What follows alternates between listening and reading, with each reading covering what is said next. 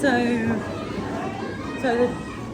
just to recap, the provocation today was for the children to choose a treasure, like for example this stick, and then to represent it on a piece of paper. So it's almost like a observational drawing, but wanting to develop that skill in children of representational drawing. It's not the only tool in their tool belt, and mustn't be. Like I said, trees can be purple, trees cannot look like trees like that, but sometimes it's also nice to develop that for the children. But we were just saying, like, in noticing how the children, so we show children about how to prepare their palettes, to warm up their paints, how to choose colors that perhaps represent the thing that they're trying to, and here is, for an example, that's Ethan. So he's got a brown and he's got a white stick, and great. But also great is pay attention to the cognitive strategies that each child brings in order to be able to answer a provocation, answer a question like that. It's not all day, every day, just to a disclaimer. But like when it is a provocation and they respect you enough to like, okay, I'm going to try this. And very interesting strategies have come out. So I don't know what you've noticed. Yeah, I noticed that some of them went straight to, they wanted to paint on the representations they were meant to be representing. And it's almost as if it's like taking that treasure and representing it on different pieces of paper is another layer for them. And that's maybe their own individual processes and maybe are at different phases. Because there was very clear instructions, but they were followed through in different ways. But it brought out other things as part of that, which is not. It wasn't bad. It wasn't anything. It's just how they understood what they were meant to do. Also,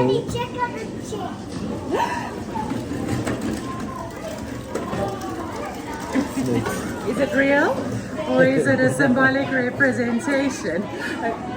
But so yeah, I think that it's almost individually they understood the instruction in different ways, and that's just part of the development individually. I don't think that some of them really understand what it is yet to look, and so I think that's the thing that I got from that. And there was also some of the materials on the table, some of the treasures were already painted, and so their eyes just went with that. Yeah. And so then that, for example, that was also already on the table. Just waiting like a blank canvas, but also an inspiration of, that's possible. Yes, that's a really good point, hey? Yeah. So, and I think, but what I think I love they have such an interest in like paints and colors, and whether it was on the material or it was representing it symbolically, their interest in in this art form, is that the right terminology? It's strong, and I don't think it's like whether they did it on the thing or they represented it. We have to go with the energy that they bring into this particular. Yeah, right. There's a fervor to want to know more. It's like you say, it's like in the zone of proximal development for them. Paints, color mixing, representing even maybe or not refusing that part of the provocation, but it also gives, and never being shamed for it. No, don't paint on the thing. No, you're not allowed to paint on the leaf. Paint the leaf. Nobody said that to a child ever. But you can also get a sense of where children are in their scaffolding of that process as well. Like, for example, I want to show you this. So this is Guy, and he painted this. So that is Guy's representation. So color-wise, I don't know. He said he was painting this. But when you look at strategies employed, it's a strategy he's learned previously. What he's done is that he's actually put the shell onto here and traced around it as a support for, well, I'm going to let the object help me to make its shape, help me to represent its shape. That's what he's doing there. And then when I go into it, like, we played a game of Spot the Difference. So, which we played yesterday. How is the same and how is this different? So same but different. Mm-hmm. And yesterday was really good with that, with a book that we played with Spot the 12 Differences. And here, he was also going, okay, it goes to a point, there's a point over here, there's a point over there. But then he noticed that there's that. And how do you represent that tunnel, in a 2D shape? And so what he started doing is he started to go into story. He said, and then the people stand over here next to the beach, and a bomb drops on their heads, like, almost to say like that. And then they go down a tunnel. And so he goes to another strategy that he has previously that's very well developed in this class, of storying their artwork almost. And again, it's just one of the strategies. Loris Malaguzzi said we must pay attention to the cognitive strategies of the children. That's how we can learn how to teach, and learn how they're learning as well. And then you got like a Clara who literally followed the instruction to the T. Yeah. And she had a leaf, this color, and that was her leaf. In that color, represented on the page. That's as good as it's going to get, really, from, you know what I'm saying? Yeah.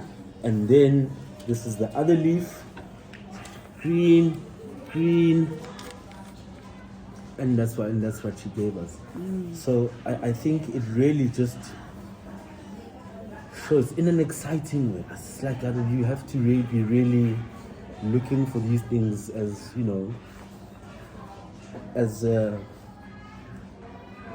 this is really showing us the possibilities and the capabilities. Yes. And the 100 languages are coming through, because if you were as a teacher, you might be disappointed that they didn't follow your instructions. If you are still stuck in a didactic sort of approach to this thing, but then there are some brilliant outcomes from the kids, and seeing their cognitive process and where they are and what they come up with. If it's a story or it's a painting on the thing and coming up with that's where you really get to see the 100 languages playing out. Yeah. And not so much the expectation of was the instruction followed to the T. Exactly. And I think that's, for me, this is the part of Reggio where, like, you go, yes. Yeah. And you don't, like you said, you don't shame them for not following instructions to the T, because that is in essence what the system does. It faults them for not following the instructions to the T, and it doesn't allow them to, it doesn't accept them for where they are. Yeah, and the intelligences as well. I mean, these are highly intelligent strategies which might not match to, say, a teacher's, like you say, an instruction. Let's call it a provocation, therefore, because it's not actually an instruction. It's a provocation to go with this in almost whatever direction you choose, and children respond accordingly. They did respond to this. Yeah. If you look at what Clara actually said about this, it's kind of genius. She says, and then she plays Spot the Difference again. Yes. You ask the children to reflect on their own kind of work with a provocation, answering the question. And she says, this looks very familiar to that leaf. And I want to bring this real close so that you can see what Clara means. She says, this looks very familiar to that leaf. And when you look carefully, you can actually see how she's used the strategy. She notices there's some whitish colors in the middle, and she's used the strategy of the white page to kind of create those whitish shapes in the middle. And I just love how she says, like, the drawing and the leaf are friends. They are family to each other, familiar to each other, you know. But then this one, she says, and she self-critiques her own stuff, but she says, but that doesn't, that doesn't look familiar to its leaf. I did do a little accident with that one. And she says, see that blimmy part over there? When you look at the bottom there, she points to that blimmy part. She's made up a word. She says, I was meaning to do the stem. And she creates, that sort of thing. And like, this is all just like working with thick brushes, fine motor control, like they're little still. But like, do you see how she also points to her own understanding of representational, art that is representational. Yeah. I just love, but like I said, I think it's just and then also there's a warm up your palate, teaching them those things they need to know. It's like part of the process that is like it's not fundamental, it's foundational. It's like if you want to work with paint and you want to get them right, this is what you've got to do. This is what we've got to do. We've got to warm up our paints. That was a good setup for them. You need to be ready. You can't just go into it. And then the magic, I call it, came out as they started with the thing. But there's like that created the structure as a bit of structure. Yeah. And then the magic happens when you see where they are at in terms of their cognitive processes and what they, So I think it's just this is where we see the educational approach of Reggio coming to light in essence, and I think that's a good thing. Yeah. See how it really does give value to children born with intelligences and builds on them as well. But it doesn't block them and create cul-de-sacs in the zone of proximal development by continuing to listen to them, to try to understand, to get more information. You give, like, from the outset, you give value. From the beginning, before they've even arrived, you go, you've got something here that just wants to come out. Not like you're an empty vessel, let me teach you how to draw representation. And when you take the trouble to ask, you take the trouble to sit by a child, work alongside a child, you can actually watch how they are reaching into that zone of the unknown themselves, like born curious, and wanting to make meaning with, just say, this language of paint or whatever. Yeah.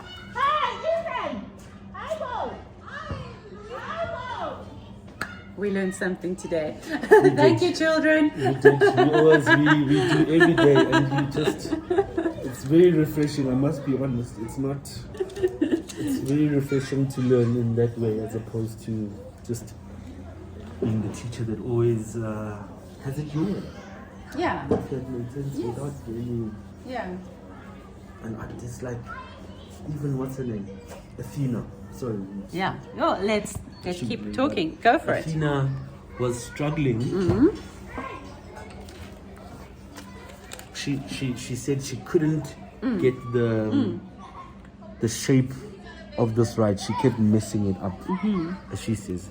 And then she said, "Can you hold it down while I trace this?"